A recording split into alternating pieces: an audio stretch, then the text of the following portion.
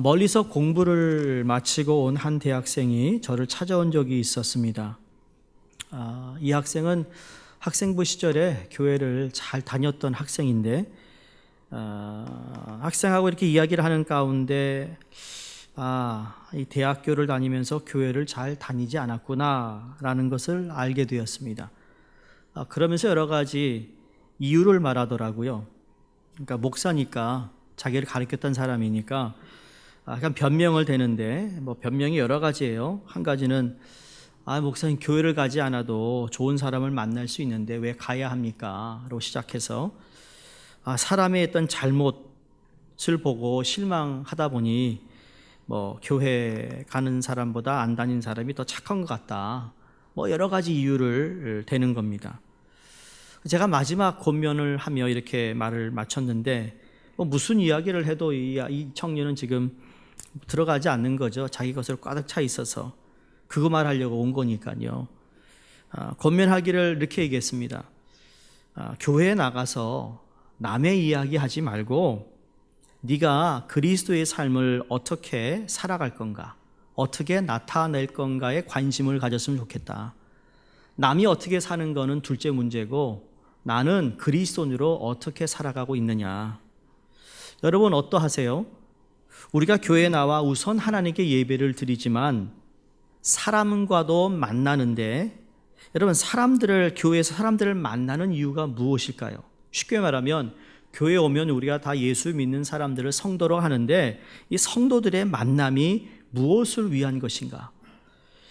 교회를 다니면서 다른 사람의 잘못을 보고 과거에 실망하여 교회를 안 나가는 분도 있을 겁니다. 그래서 교회를 가되 나는 그냥 여기까지만, 더 이상 내가 깊이 교회에 인발하지 않겠다라는 이야기를 종종 듣지 않습니까? 아니면 어떤 사람 나는 교회를 가는 것을 나의 뭔가를 보여주기 위해, 내가 가진 것을 드러내기 위해 교회를 가는 사람도 없잖아 있을 겁니다. 아이들이 학교에 가서 선생님을 만나는 이유는 여러분 가르침을 받기 위해서입니다. 그렇죠? 또 사업을 하는 분이 거래처 직원과 만나는 것은 장사를 위해 그렇게 만납니다. 선거철 정치인이 유권자와 만나는 이유는 선거에 지지를 받기 위해서 만납니다.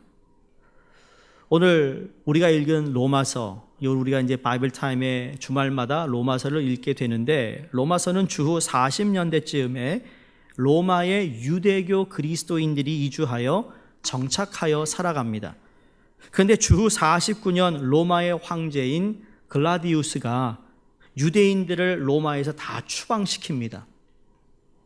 아까 유대교나 유대교 그리스도인 상관없이 유대인이라면 다 추방시켜요. 추방당한 사람들 가운데 천막 제조업을 하던 우리가 잘 아는 아굴라와 브리실라 부부도 거기에 포함되어 있었어요.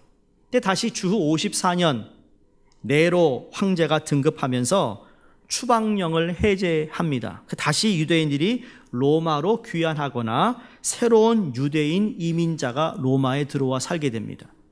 자, 처음에 유대교 그리스도인들이 로마로 간 것은 핍박 때문에 도망간 거예요.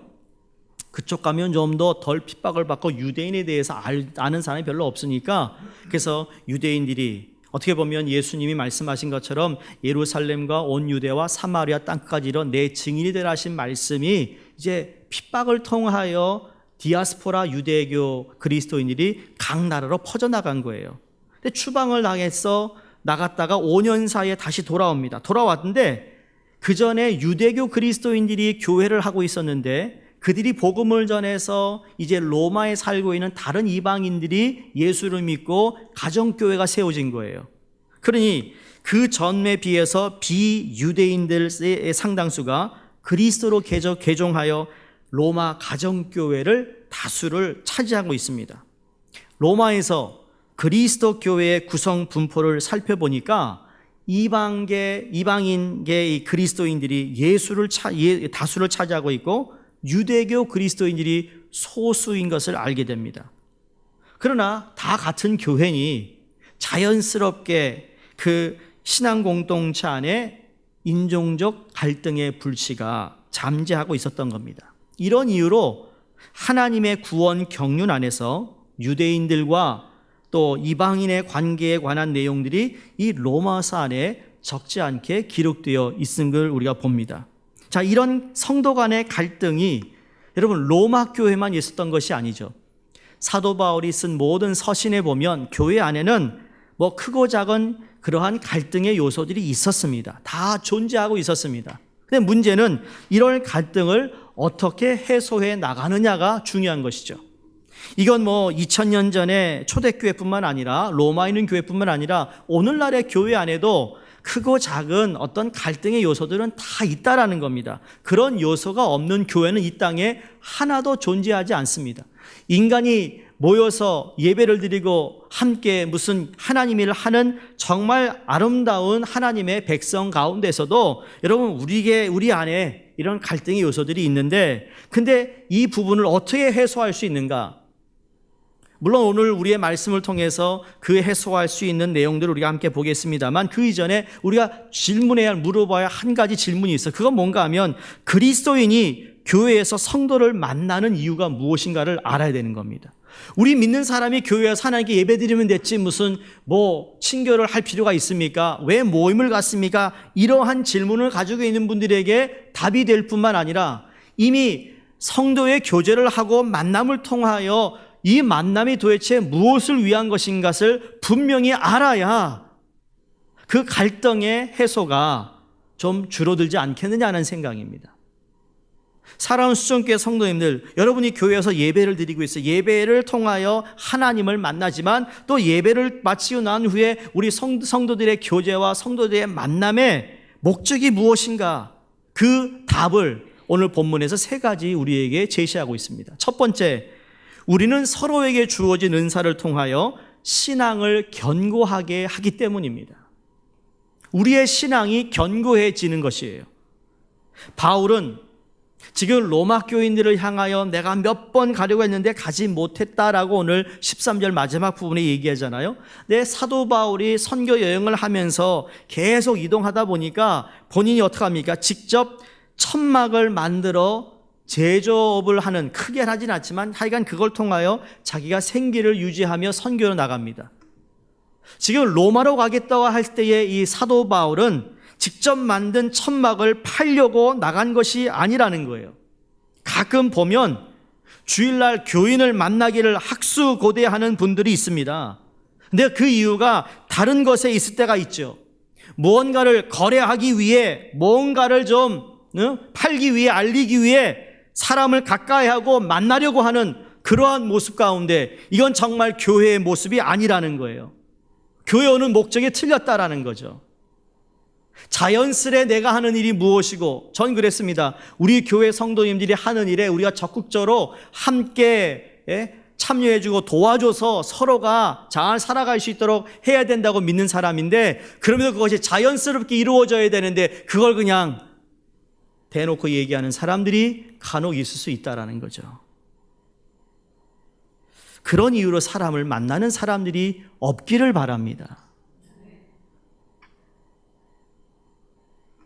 그렇게 만난 사람들은 꼭 뒤에 문제가 발생합니다. 끝이 좋지가 않아요. 왜 그럴까요?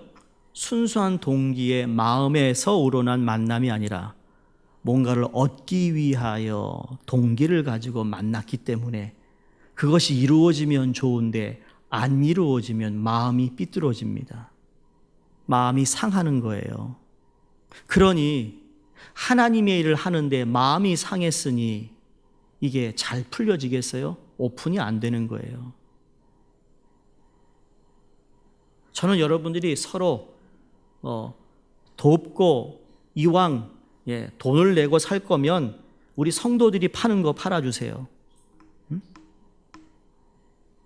이왕 살 거면 하라는 거예요. 바울은 왜 로마에 있는 사람들을 그렇게도 만나기를 고대했는가? 11절을 보시면 너희를 견고하게 하려 함이니 그랬습니다. 자, 이 말씀은 구원을 전제하는 말입니다. 구원에 관하여 확고한 믿음을 가지고 살아가야 함을 알려주는 내용입니다. 여기 견고하게 한다라는 말은 흔들리지 않게 한다라는 의미입니다. 신앙을 든든히 세워준다는 말이죠. 우리 신앙인들이 만날 때는 무엇보다도 서로 신앙을 견고히 세워주는 그러한 성도들의 만남이 되어야 된다는 겁니다. 만약에 그 사람을 만나는 내 신앙이 흔들린다, 그 사람은 잘못 만난 거예요. 우리는 교회를 통하여 그 성도를 세워주는 일을 하는데, 그래서 그 세워주는 일을 위해 우리가 예배 후에 친교 시간도 갖습니다. 우리가 전도회 모임도 있습니다. 한 달에 2번 목장 모임도 다 그런 이유입니다. 어떻게 하면 이 사람을 견고히 세울까? 하나님의 말씀 앞에서 어떻게 사람을 든든히 세워나갈까? 왜냐하면 우리가 살고 있는 이 세상은 우리의 신앙을 든든히 세워주지 못하기 때문입니다. 세상 사람들 만나면 여러분 오히려 신앙이 무너지는 것을 우리가 경험하지 않습니까?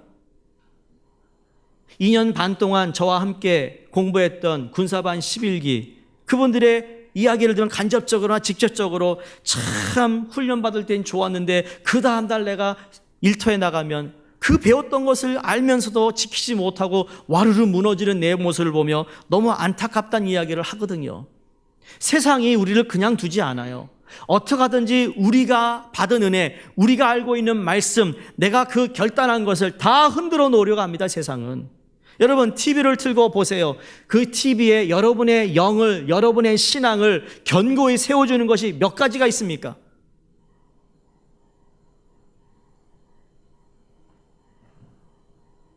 아니 그건 둘째 치고라도 내가 좀 더 지식적인 것을 배우기 위한 어떠한, 여러분 TV를 보시는 거 있으세요?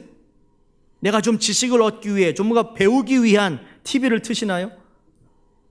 아니면 그냥 무조건 틀어놓으니까 집에 오면 무조건 틀어놔야 돼.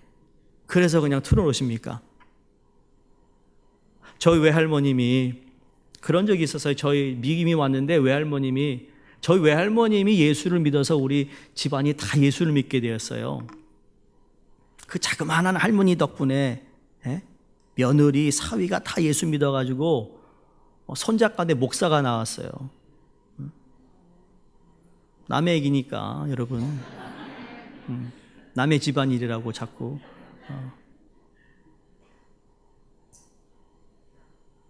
나이가 드시니까 말이에요, TV를 보시잖아요, 리빙룸에. 그러면 할머니 들어가 주무세요 이러면 나 앉아인데요. 혹시 여러분 그러지 않으세요, 집에서? 들어가 안 잔다니까, 나 보고 있어. 방금 전만에 코를 걸거렸는데 말이죠. 우스운 얘기지만 TV를 보면서 우리가 뭔가 배움이 있다면 얼마나 좋아요. 근데 우리 신앙에 도움이 되는 TV 프로그램이 기독교 채널을 빼고는 있느냐고요. 오히려 우리의 마음에 충동질시키고 우리 신앙을 무너뜨리려는 요새가 더 많습니다. 자, 우리 주위를 돌아보면 많은 것들이 우리의 신앙을 무너뜨리려고 합니다. 날마다 듣고 보고 느끼는 것이 얼마나 세속적인 것이며 얼마나 우리를 유혹하고 있는 것들입니까? 그러니까 성경이 사단이 우는 사자처럼 다니면서 믿음의 사람을 삼키려고 하고 있지 않느냐라고 말합니다. 우리는 누구를 통하여 신앙을 세움받을 수 있는가? 그건 믿음의 형제와 자매라고 성경은 우리에게 말합니다. 뭐라고? 내가 저 사람에게부터 세움을 받는다고? 예, 그렇습니다. 우리는 절대로 혼자 세움을 받지 못합니다. 스스로 세움받는 사람 이 세상에 아무도 없습니다. 우리가 태어나는 순간부터 다른 동물들은 태어나자마자 네 다리로 걸어가지만 우리 인간만은 태어나자마자 1년은 2년은 누군가의 케어를 받아야 돼요. 그래야 조금 사람 구실을 합니다. 아니 사람 구실, 인간 구실을 합니다. 예? 먹고 사는 걸 자기가 알아서 합니다. 우리 교육자실에 보면 끊임없이 이어지고 있습니다. 끊임없이 이어집니다. 제가 많은 걸 배워요. 패턴이 있어요. 패턴. 지금은 노 하는 시기, 뭐만 주면 들어오는 시기, 그 다음엔 뭘 준다 해도 안 들어오는 시기, 그 다음에 뭔지 아세요? 아예 거들떠보지도 않는 시기가 있어요. 애들이 참 묘합니다. 제가 그래서 마음을 안 줍니다. 농담이고요.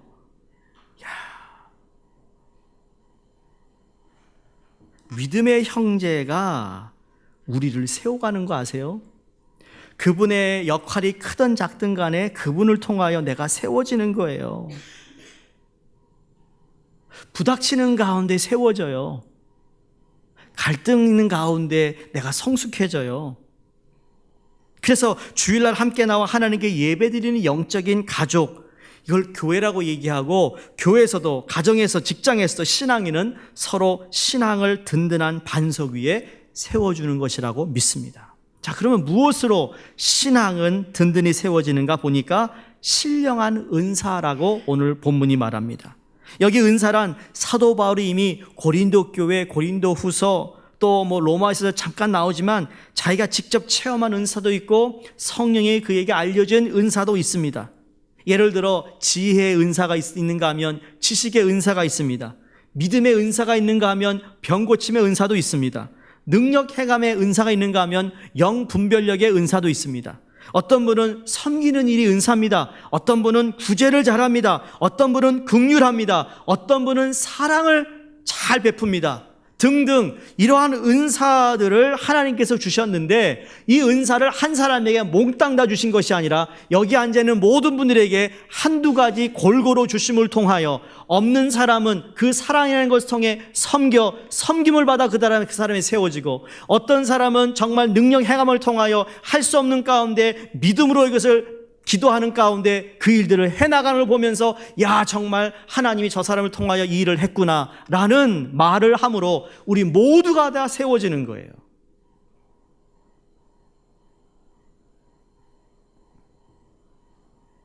독불 장군은 없어요.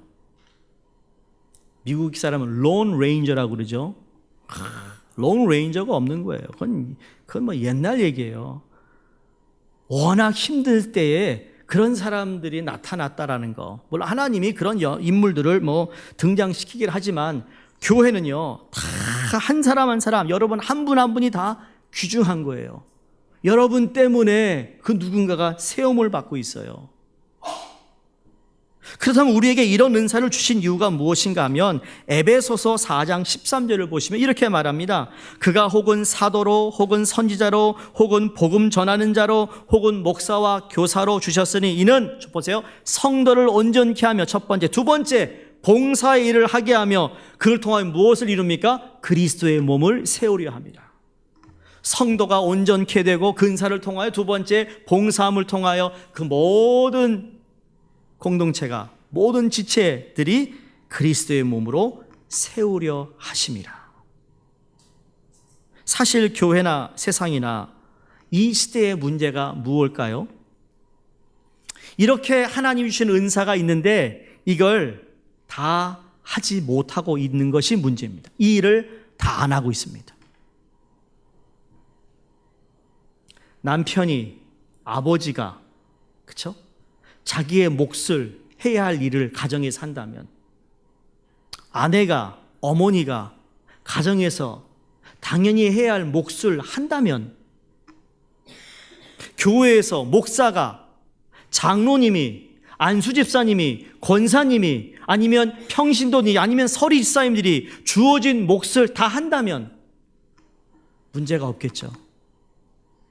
근데 그 몫을 다 못하고 있는 것이 안타까움입니다. 은사를 가지고 자기 이익으로 삼는 사람이 있습니다. 노래를 잘하세요? 그럼 그걸 통해 하나님께 영광 돌리는 삶을 살아야죠. 주어진 환경에서. 그렇죠? 여러분 어떤 행정적인 능력이 있으세요? 그럼 그 능력 가지고 정말 어떻게 하면 우리 교회가 더 행정면에서 좋아질 수 있을까? 그렇게 우리가 은사를 발휘해야 되는 거죠.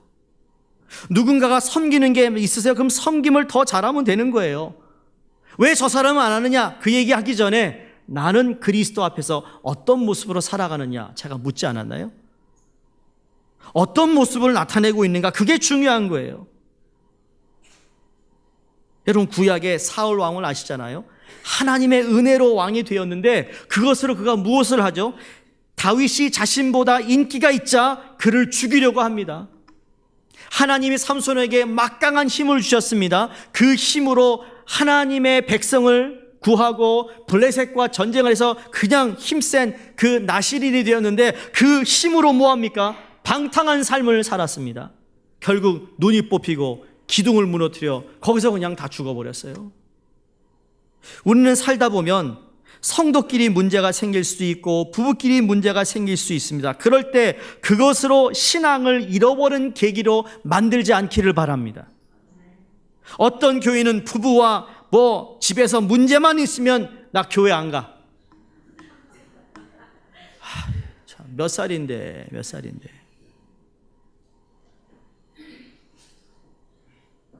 교회 안에서 말이죠. 어떤 일 하는데 그거 왜 그렇게 하는 거야? 나 그런 거 안 해. 안 내.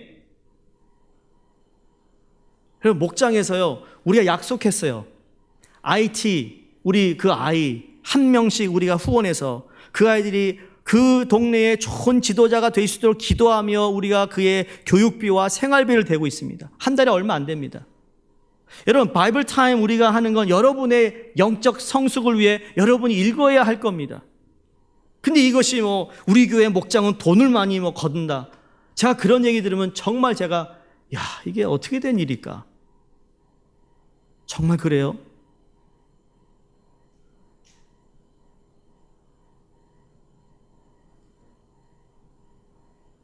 그런 나쁜 전염이 퍼지지 않기를 바랍니다. 여러분 20몇 불로 한 아이를 18살 때까지 교육하며 생활비 될 수 있는 여건이 있으면 말씀해 보세요. 한 달에 20몇 불로 말이에요.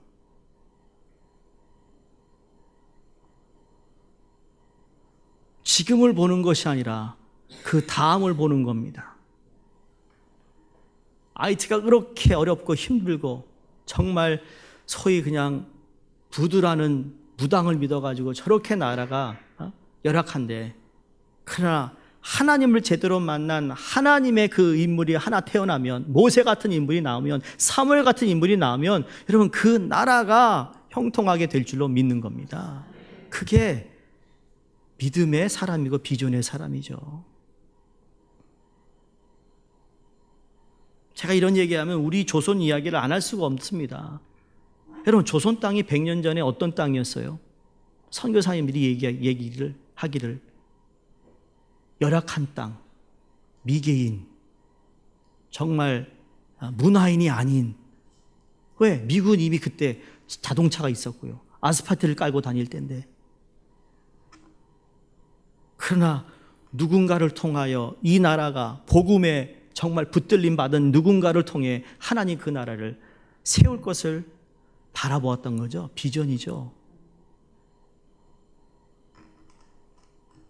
오늘 우리나라가 잘 사는 나라가 된 것이 절대 우연이 아니지 않습니까? 이건 하나님이 허락하신 예수님과의 만남, 어느 선교사의 만남을 통하여 이루어진 겁니다. 여러분 신앙인의 만남을 통하여 우리의 신앙은 더욱 성장해야 될 줄로 믿습니다. 남편을 만나 남편의 신앙을 더 굳게 해주어야 하고요, 아내를 만나 아내의 신앙을 더 굳게 해주어야 하고요, 자식을 둔 분들은 자식의 신앙이 더 견고해질 수 있도록 해야 하는 겁니다. 그걸 몫을 내가 해야 되는 거예요. 그럼 어떻게 견고해 줄 수 있는가? 오늘 11절에 말씀합니다. 내가 너희 보기를 간절히 원하는 것은 어떤 신령한 은사를 너희에게 뭐라고요? 나누어 주어. 나누어 주는 거예요. 지금 사도 바울이 주도적으로 자기 것을 나누어 준다는 얘기하는 것이 아닙니다. 내 것을 너에게 나눠 준다 이게 아니라 자신도 함께 공유하여 참여한다는 겁니다. 나 자신도 당신들 때문에 내가 견고히 세워질 뿐만 아니라 내게 주신 은사를 통하여 당신들에게 나눠줌을 통하여 하나님의 나라를 이루어가는 일들을 함께 한다는 거죠. 그래서 함께 참여하는 것이에요. 함께 삶을 나누는 것을 의미합니다.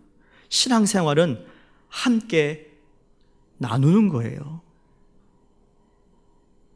내가 있어서 주는 것이 아니라 하나님의 것을 나누어 준다고 생각해야 되는 거예요. 내가 이 일을 할 수 있는 건 내게 주신 은사이기에 나는 나눌 뿐입니다 라는 마음으로 해야 성도와 성도의 만남 가운데 하나님께 향한 우리의 마음이 연합하여 선을 이룰 수 있다고 우리는 보는 것입니다. 만약에 내 것을 준다 그러면 이미 그거부터 틀린 거예요. 잘못된, 그건 분명히 시간이 지나면 틀어지게 돼 있어요. 왜? 내 것을 줬다고 생각하니까. 내 것을 줬다. 모든 것은 하나님의 것입니다. 그것으로 서로의 신앙을 견고하게 세워주어야 한다는 겁니다. 신앙을 세워주어야 한다는 만남에 분명한 이유를 가질 때 우리의 관계는 새롭게 변화될 줄로 믿습니다. 두 번째 오늘 본문에서 찾는 건 뭔가 하면 우리는 피차 믿음으로 인하여 위로를 주어야 합니다. 바울이 그렇게도 그들을 만나고 싶었던 두 번째 이유가 무엇인가 하면 11절에 말씀하고 있습니다. 11절에 이는 곧 내가 너희 가운데서 너희와 나의 믿음으로 말미암아 피차 안위함을 얻으려 함이라. 여기 안위는 위로를 뜻하고 있어요. 성도 간에 서로 만나 위로를 받아야 한다는 겁니다. 세상에서 살면서 여러 가지 모양의 아픔을 또는 상처를 받으며 우리가 살아가지 않습니까? 여러분, 이민자는요 이미 상처가 있다라는 것을 전제하고 있는 거 아세요? 한국에 있는 사람은 몰라요. 근데 여러분, 이민자는 여러분이 의식을 하던 의식이 하지 않던 우리는 이미 상처라는 것을 우리 안에 묻고 지금 가고 있는 거예요. 여러분 인정 안 해도 이거는 팩트니까. 이민자.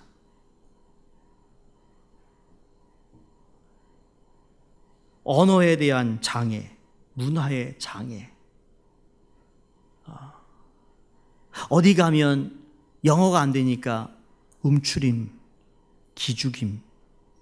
이게 상처인 거예요. 상처로 남는 거예요. 제가 81년도 이민 왔을 때는요, 대놓고 길가에서 약 올렸어요. 동양인들. 꼬마들이요 가면서 엄마 손 잡으면 칭크, go back home, go back to China. 이게 막 올라오는데요. 막 그때 목사 아니었으니까 막 올라오는데 저거 어떡하나. 그러니까 터득한 게 있습니다. 제가 칭크 그럴 때 이럴 때 저는 그 눈을 더 크게 너는 옌크 했어요. 옌크. 그게 좀 속이 편해지더라고요. 근데 그래도 상처는 있는 거예요. 백인을 신뢰하지 못해요. 선을 거놓고 대하기 시작해요. 이게 이민자들이 가지고 있는 상처예요. 여러분이 2세 자녀에게 야 너희들은 말이야 영어 잘하는데 뭐가 문제야? 걔들은 벌써 상처받은 부모 밑에서 자랐어요. 그 상처가 그 안에 여전히 담겨 있는 거예요. 크고 작은 상처가 있어요. 여러분 그러한 부분을 가정에서 물론 위로할 수도 있겠죠. 그러나 정말 예수님을 믿음으로 우리는 그 상처가 회복돼야 된다는 것을 우리는 깨달아야 되는 것이죠. 분명히 그래야 되는 겁니다. 근데 이게 누군가가 위로해주고 눈물을 흘려야만 이게 씻음을 받게 돼 있어요. 제가 목회 서신에 잠깐 그 부분을 설명했지만 슬픔이 우리에겐 필요한 과정입니다. 슬픔을 통해 울어야 되는 거예요. 울고 슬픔을 알아야 되는데 그것을 경험하지 못해 그냥 건너뛰면 그게 나중엔 큰 덩어리가 돼요. 우리 몸에. 사랑하는 성도님들, 우리가 어디서 위로를 받아야 할까요? 허물과 단점을 들추어내어 상처를 주고 부족한 점을 감싸주고 치유해 주어야 할 것은 분명히 교회가 되어야 될 줄로 믿습니다. 여러분 우리가 그걸 너무 잘해서 교회가 되어야 된다는 얘기하는 것이 아니라 그만큼 우리가 나눔의 삶을 통하여 내 부족함도 인정하고 남의 부족함도 내가 받아들이고 우리의 다른 점을 좀 더 큰 폭에서 예수 그리스도 안에서 만난 이 만남의 은혜 가운데 우리의 상처들을 덮어주고 위로해 줘야 된다는 겁니다. 그게 교회가 되어야 된다는 거예요. 사람들은 다른 사람의 잘된 모습보다는 못된 모습을 보기 좋아하고 칭찬할 것보다는 흠찾기 좋아하는 경향이 있는데, 우리 가족이나 여러분 친한 분들 미국에 살면서 그런 일들이 간혹 있지 않습니까? 누군가에게 10번 잘해줬는데 정말 한 번 잘못해준 것 가지고 그 관계가 틀어진 경우, 내가 정말 뭔가 필요할 때마다 빌려주고 뭐 돈도 빌려주고 뭐 시간도 주고 뭐 또 해줬는데 형편이 여의치 않아서 그때 도와달라고 했는데 내가 도와주지 않은 것을 가지고 인간관계가 완전 끝나버리는 경우도 있잖아요. 아니 10번에 9번짜리나 한 번 못한 거 가지고 뭐라고 그러는 거예요. 찰스 알렌이라는 목사님이 성공자들을 연구해 본 결과 5가지 공통점을 찾아내는데요. 첫 번째, 다른 사람에게 관심을 갖는데요. 성공한 사람들은. 두 번째, 다른 사람을 비평하지 않는데요. 세 번째, 이득을 얻겠다는 생각을 버린다는 겁니다. 네 번째, 다른 사람의 장점을 보고 배운다. 다섯 번째, 대인관계에 화평을 이룬다. 이게 뭐 이 사람 목사만 얘기 아니고요. 여러분 미국의 지글러라는 모티베이션 스피커가 있습니다. 이 사람이 많은 사람들을 연구하고 책을 읽고 그 다음에 모티베이션, 이 동기부여를 줄 수 있는 그러한 스피치를 많이 하는 사람이에요. 이런 사람 부르면요 하루에 막 몇천 불, 몇만 불 줘야 들을 수 있는 그런 스피커들인데, 이분이 자기가 연구한 결과 성공한 사람들 2가지를 찾는다. 한 번처럼 뭐냐면 열악한 가운데 70%가 열악한 가운데에 성공했다. 두 번째 뭐냐면 타인의 장점을 보는 눈을 가졌다. 그리고 칭찬하기를 좋아하더라. 사랑하는 성도님들, 칭찬 좀 해주세요. 칭찬. 아는 사람한테만 칭찬하지 말고요. 여러분 예배부 안내부 하는 분에게 가서 아유 오늘 너무 이쁘게 입었다, 오늘 너무 이거 이쁘다, 아유 이거 색깔 너무 멋있다 하신 분 있으세요? 아니면 아래 위로 쫙 보면서 들어가셨습니까? 우리 음식, 아니 그냥 참 수고했다. 음식 만들기 위해 여러분 일주일 내내 고민하거든요. 주중에 와서 김치 담아요. 금요일 날 새벽 예배나 끝나고 준비해요. 다 쓸어야 돼요. 제가 다 보거든요. 오늘은 누가 와서 하네, 누가 하시네. 그 주일 한 끼 먹기 위해, 그게 김치와 국밥일지라도 정성이 들어간 거예요. 그러면 참 오늘 누가 했는지 너무 고맙다. 키친문 싹 열고 수고했어요, 사랑해요, 화이팅. 그 한마디가 사람의 삶을 바꿔놓습니다. 예배위원에게 말이야 오늘 너무 이뻐 그러면 그분이 그 칭찬을 듣고요 그 다음 주에 더 이쁘게 하고 오려고 그래요. 이 인간의 심리예요. 음식에서 맛있다 그러면 그 다음에 더 정성을 들여 음식을 만들려고. 이게 뭐예요? 세움이 이루어지고 있는 거예요. 우리 아내 되시는 분들, 남편 칭찬하세요. 남편 잘 되길 원하세요? 칭찬하세요. 난 칭찬할 건 몰라. 살아봐요, 목사님.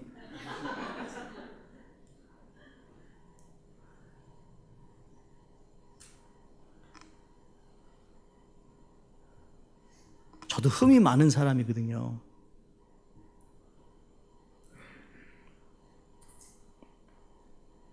근데 제 배우자가 위로하고 칭찬해서 이만큼 됐어요, 제가. 아세요?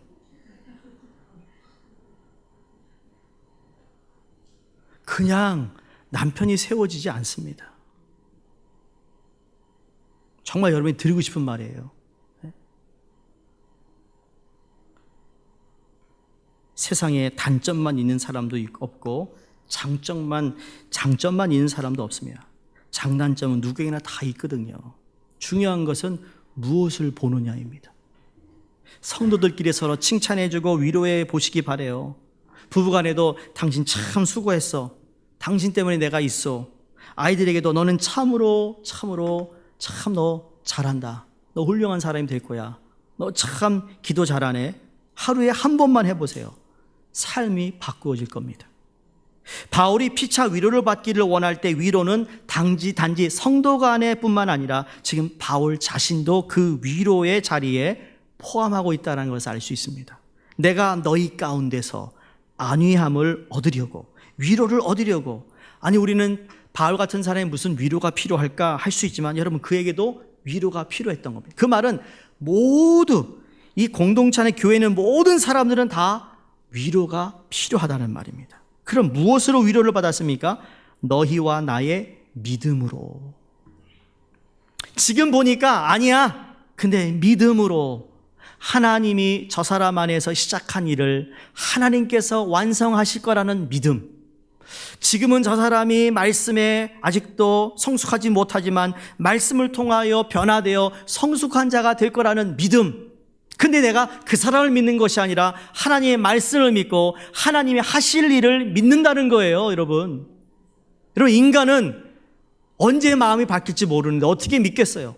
그러나 변함없는 하나님의 말씀, 그래서 믿음은 사람을 살리는 겁니다. 믿음이 있으면 그 믿음으로 사람을 정죄하고 넘어뜨리는 것이 아니라 믿음의 용도는 그런 게 아니라는 거예요. 믿음이 있다 그러면 여러분, 그 믿음을 통해 누군가를 위로합니다. 먼저 믿은 사람이 지금 갓 믿은 사람을 여러분 똑같이 우리가 추릿하면 안 되죠. 이 사람이 아직 하나님이 초보자라면 내가 할 말도 덜하고 조심해야 할 말들이 있잖아요. 자기 믿음이 있고 내가 이게 오래 다녔다고 말을 쑥쑥 그냥 내던지는 그러한 무책임한 말, 그건 절대로 교회를 세울 수 없고 그 사람이 세워지지 않아요. 그 사람이 있으면 여러분 떠나세요. 그 사람을. 그 사람이 안 떠나면 내가 떠나면 돼요. 내가 멀리 하세요. 그러면 그제서야 알까? 참 어리석은 게 그래도 몰라요, 인간이. 여러분, 구약의 욥의 친구들이 잘못이 무엇이었습니까? 하루아침에 거부가 모든 재산을 다 잃어버렸어요. 사랑하는 자식도 잃었어요. 아내도 도망갔어요. 이런 상황에서 이 친구들이 욥을 찾아가 뭐라고 하는지 아세요? 야, 너 분명히 죄 진 거에 있어. 하나님께 회개해 라고 외쳤어요. 윽박질렀습니다. 어려움을 당하면 다시 재기할 수 있도록 도와주고 세워줘야 되는 거 아닙니까? 우리가 하나님께 함께 일하는데 뭔가 실수가 잘못하면 그걸 가지고 뭐라고 하는 게 아니라 내가 어떻게 도와줄까? 이런 건 이렇게 내가 할 수 있는데 도움이 필요해. 그러면 그때도요, 자존심 내려놓고 얘 좀 도와주세요. 그러면 되는 거예요. 그러면 서로가 또 세워지거든요. 요셉을 보세요. 야곱이 돌아가신 후 형들이 자신들의 잘못을 생각하고는 불안에 떨고 있습니다. 그랬더니 요셉이 뭐라고 그러죠? 하나님이 나를 먼저 애굽으로 보내셨어요. 이런 일들이 벌어질 것 같아 하나님 보내셨어요. 형들 걱정하지 마세요. 아버지 돌아가셨다고 내 형들을 해치지 않습니다. 오히려 위로합니다. 졸지에 남편과 아들을 잃어버리고 과부가 된 나오미와 룻이 고향 땅으로 돌아왔을 때 보아스라는 사람이 어떻게 합니까? 나오미와 룻을 위로해 줍니다. 그렇게 용맹한 다윗도 요나단의 위로가 필요했습니다. 바라기는 저희 교회가 위로할 수 있기를 바랍니다. 교회에서 위로받지 못하면 여러분 거짓 위로를 받으려고 하는 거 아세요? 인간이? 거짓 위로란 뭔가 육신의 쾌락으로 나를 위로하려고 합니다. 말이야 너무 이번 주에 너무 힘들어서 날 내버려둬. 그러면서 막 술 마시고 놀러 다니고 그걸 위로받으려고 하죠. 여러분 그 위로가 오래 가는 줄 아세요? 그때뿐이에요. 그 위로는 자신을 더 깊은 수렁으로 끌고 들어갈 뿐이고 나중엔 거기에 꽉 얽매이게 됩니다. 얽매이면 풀어날 수가 없어요. 때로는 구제불능인 것처럼 보일지라도 하나님의 구원을 믿는 것이죠. 그러므로 믿음이 있다면서 사람을 죽이는 일을 해서는 안 됩니다.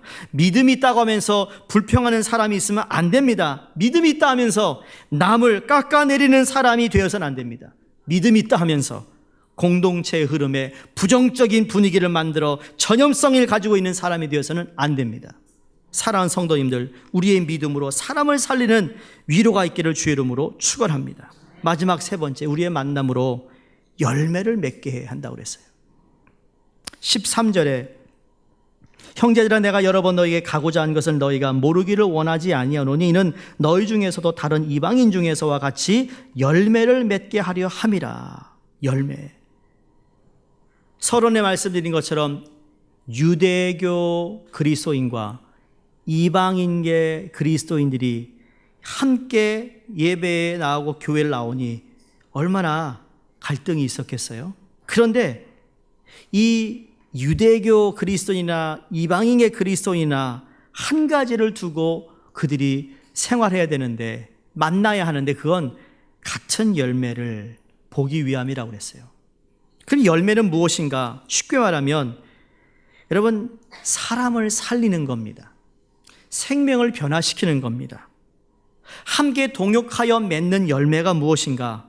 물론 열매는 인격 성숙도 포함되지만, 성령의 열매도 포함되지만, 그 뒤에 무슨 말씀을 하는가 하면 바울이 사람을 만날 때 궁극적으로 늘 관심을 가졌던 것은 생명을 변화시키는 것이었어요. 구원이라는 거예요. 영혼 구원이라는 거죠. 영혼이 남는 것은, 영혼 구원한 것은 영혼이 남게 돼 있습니다. 여러분, 가끔 신문에 보면 전 재산을 어느 대학에 기증했다는 기사를 우리가 종종 봅니다. 참 좋은 일이에요. 신문에 낱말한 일입니다. 그러나 그것보다 더 값진 일이 있다면 무엇일까요? 사람에게 많은 돈을 주는 것보다 값진 것은 온 천하보다 귀한 생명을 구원하는 것이라고 믿습니다. 아마 그런 일이 벌어질 때마다 잘은 모르겠지만 천국 안 갔다 와서 천국도 말 우리보다 더 디지털한 스크린이 있을 거예요. 큰 스크린. 미국 여기 맨하탄 가면 지금 누가 태어나고 몇 사람이 태어나고 몇 사람이 세상을 떠났고 그 숫자가 있잖아요. 들어가 보세요. 인터넷에 있어요. 지금 몇 명이 태어났다, 오늘 몇 명이 사망했다 나오는데, 천국에도 그럴 거예요. 큰 대형판에 말이에요.